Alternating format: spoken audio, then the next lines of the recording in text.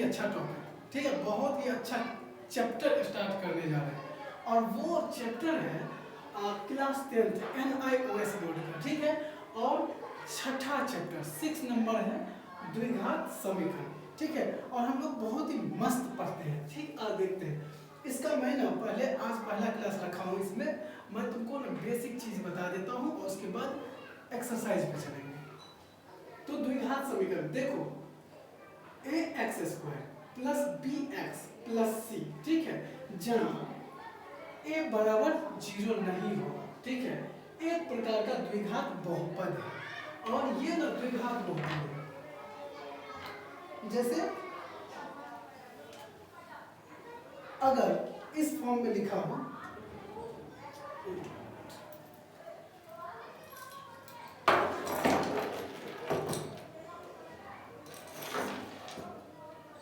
देखो, मैं यहाँ पे बता रहा हूँ, अगर ये normal ax² plus bx plus c बराबर 0 नहीं बराबर 0 नहीं, ये इस तरह से इस फॉर्म में लिखा हुआ है, तो ये ना बहुपद है, ठीक है। जैसे 5x² प्लस 2x प्लस 6 इस तरह से अगर लिख दिया है तो ये बहुपद हो जाएगा, ठीक है। तो ये बहुपद है, तो यहाँ पर बोल भी रहा, ठीक है, बहुपद है। जब हम इस बहुपद को शून्य के बराबर कर देते हैं तो हमें द्विघात समीकरण प्राप्त होता है। और जब ये बहुपद है, इसी को जब हम शून्य के बराबर कर देंगे तो क्या हो जाएगा, द्विघात समीकरण। जैसे ये है बहुपद बराबर 0 कर दिए, ये द्विघात समीकरण बन गया, ठीक है। अब देखो परिभाषा, जब हम द्विघात बहुपद को शून्य के बराबर रख देते हैं तो प्राप्त समीकरण द्विघात समीकरण कहलाता है, ये वही है। लेकिन एक चीज मैं यहाँ पे तुम लोग को बताना चाहूंगा कि ये जो द्विघात समीकरण है, आखिर इसका नाम इसका द्विघात समीकरण क्यों बोला गया, द्विघात क्यों बोला, ये समीकरण है, ठीक है, समीकरण बन गया है। लेकिन इसको द्विघात इसीलिए बोलते हैं क्योंकि इसका जो घात है ना, ये 2 है। कितना है, 2। इसमें देखो घात 2 है। अगर यही 6x³ plus 2x² plus 5x plus 3 is equal to 0 ऐसे होता तो इसको हम द्विघात समीकरण कभी भी नहीं बोलेंगे, क्योंकि इसका ज्यादा हाईएस्ट इसका जो घात दिया हुआ है ना, सबसे ज्यादा 3 है, तो ये त्रिघात समीकरण हो जाएगा, ठीक है। तो इसीलिए ये द्विघात नहीं है। तो अब समझ गया होगा कि आखिर इस चैप्टर में हम ना जो भी पढ़ रहे हैं उसमें 2 घात वाला समीकरण ही हमें मिलेगा, ठीक है। देखो अब है यहाँ पे द्विघात समीकरण का मानक रूप। देखो द्विघात समीकरण का मानक रूप मतलब एक परिपूर्ण यानी पूर्ण रूप क्या होता है, तो पूर्ण रूप यही होता है, ये ax² plus bx plus c is equal to 0, ये इसका मानक रूप है, पूर्ण रूप है, ठीक है। जहां पे होता है a b और c वास्तविक संख्या है तथा a बराबर 0 नहीं हो, कभी भी नहीं। देखो इसमें जो है ये a b और ये c, ये इस तीनों की जगह पर कोई ना कोई तुम्हें संख्या मिलेगा। तो और ये संख्याएं होंगी वास्तविक संख्या, वास्तविक संख्या में वही सारी संख्याएं आ जाती है 1 से लेकर अनंत तक, जितनी भी संख्या है, जितनी भी सारी संख्या है, ठीक है, गिनती के सारे संख्या है, चाहे माइनस में हो, रूट में हो, बट्टे में हो, सबके सब संख्याएं आता है, ठीक है। तो ये सारी की सारी संख्या आ जाता है, यहाँ पे कोई ना कोई संख्या तुम्हें मिलेगा, ठीक है।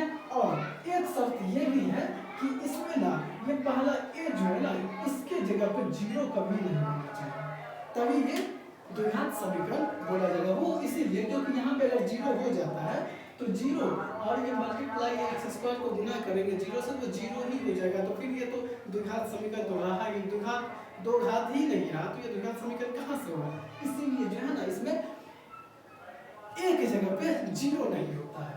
अब देखो द्विघात समीकरण को हल करने के तरीके, इसमें ना 3 तरीका है हल करने का, और वो तरीका है देखो, पहला गुणनखंडों द्वारा, ठीक है, बहुत ही गुणनखंड विधि जो है, गुणनखंड के द्वारा, चलो पूर्ण वर्ग बनाकर, और तीसरा है द्विघात सूत्र द्वारा, और ये तीसरा जो द्विघात सूत्र है इसके द्वारा जो हम समीकरण निकालते हैं, ठीक, समीकरण को हल करते हैं, वो इसी को द्विघात सूत्र के द्वारा जो निकालते हैं हल किया जाता है। इसी को हम श्रीधराचार्य विधि भी बोलते हैं। इस विधि को हम श्रीधराचार्य विधि भी बोलते हैं। तो ये ध्यान रखना, ये VVI है, VVI है, ठीक है, क्योंकि ये महत्वपूर्ण है।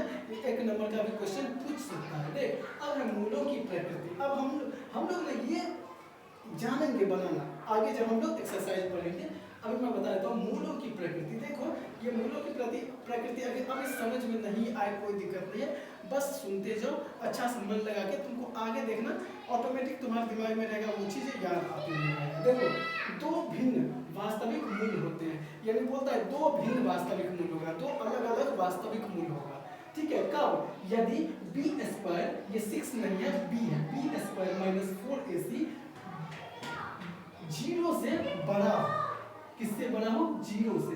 ये जो मूल इधर ये खुला रहेगा, वो चीज बड़ा, वो साइड बड़ा होगा, इस साइड खुला हुआ है तो ये बड़ा माना जाएगा, इधर का छोटा माना जाएगा, ठीक है। बराबर है तो ये बराबर माना जाएगा, और इस तरह से हो तो ये छोटा है, ये बड़ा है, ठीक है। तो इस तरह से हम सिंबल का यूज करते हैं। देखिए, अब होता है दूसरे में 2 बराबर वास्तविक मूल होते हैं, 2 बराबर वास्तविक मूल होगा। हाँ, 1 प्लस में 1 माइनस में होगा, वो अलग बात है, लेकिन 2 बराबर वास्तविक मूल होगा यदि b² - 4ac 0 के बराबर हो, ठीक है।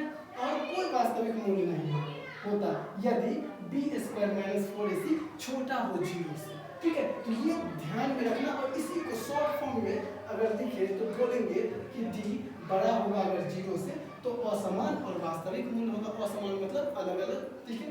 d अगर बराबर होगा 0 के तो समान और वास्तविक मूल होगा। और d अगर 0 से छोटा हो, d 0 से छोटा हो, यानी 0 बड़ा हो जाएगा उसकी तुलना में, यानी सीधा सीधा एक माइनस में अगर आता है तो वो काल्पनिक माना जाएगा, ठीक है, काल्पनिक होगा। अब है ये चीजें ध्यान रखना तुम लोग। देखो, अब ये बोलोगे कि इसमें और इसमें ये d कहाँ से आ गया, तो ये d बराबर ही होता है b² - 4ac। ये d बराबर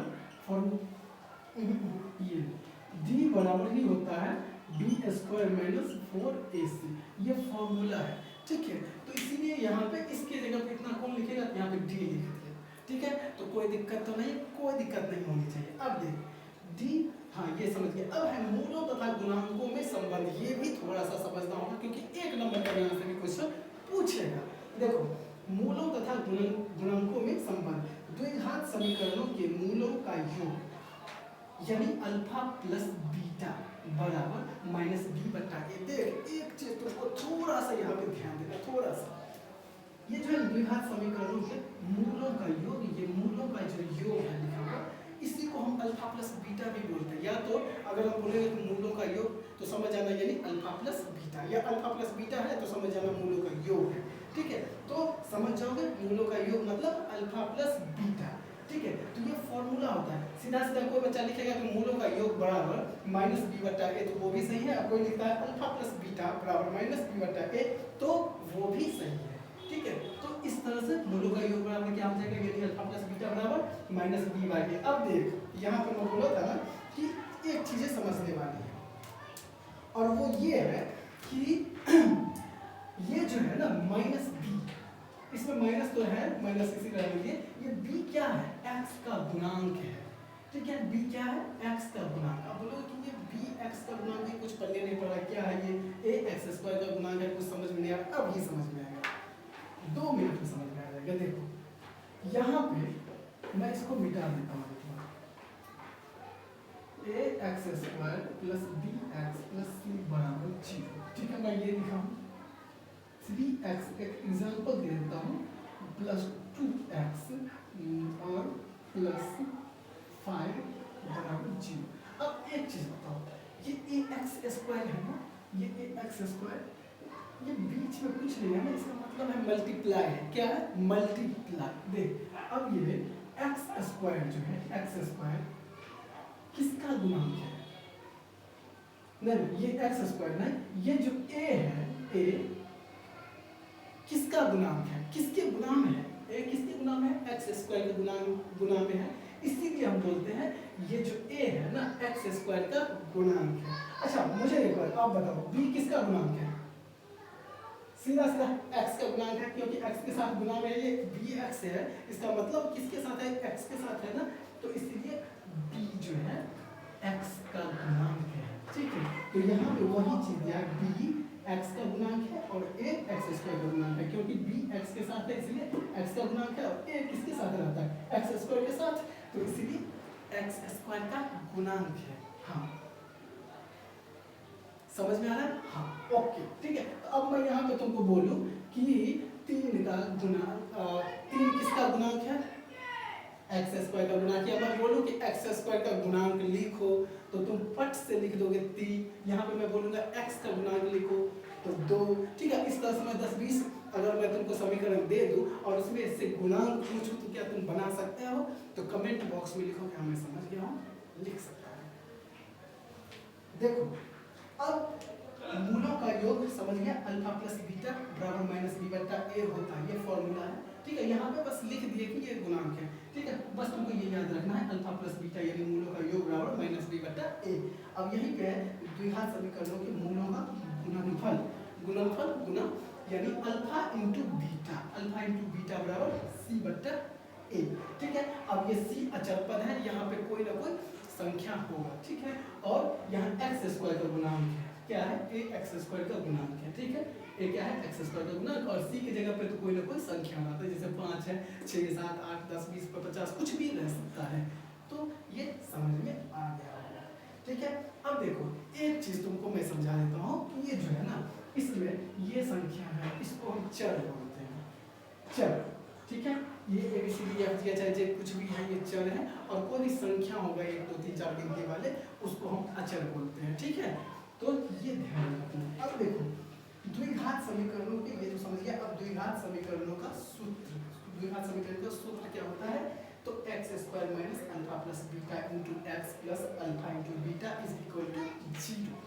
और इसी को कोई बच्चा इस तरह से भी लिख सकता है कि एक्स स्क्वायर माइनस, मैं अभी बोला था कि अल्फा प्लस बीटा मतलब क्या, मूलों का योग, तो देखो इसकी जगह मूलों का योग ये यूज किया, इंटू एक्स है तो एक्स दे दिया, ठीक है। प्लस है तो प्लस अल्फा इंटू बीटा यानी मूलों का गुणनफल, मूलों का गुणनफल अल्फा इंटू बीटा होता है। यहाँ पे सीधा का सीधा मूलों का गुणनफल देके बराबर 0 है तो बराबर 0 दे दिया। कितना आसान है ना, ये दोनों में से कोई भी यूज करोगे सही ही है, तो तुम लोग समझ गया होगा। और आगे इस क्लास में हम इसके चैप्टर को समझेंगे, ठीक है। चैप्टर बनाएंगे तो ये बहुत आसान है, बहुत आसान, 9 क्लास वाले बच्चे बहुत आसान, ठीक है।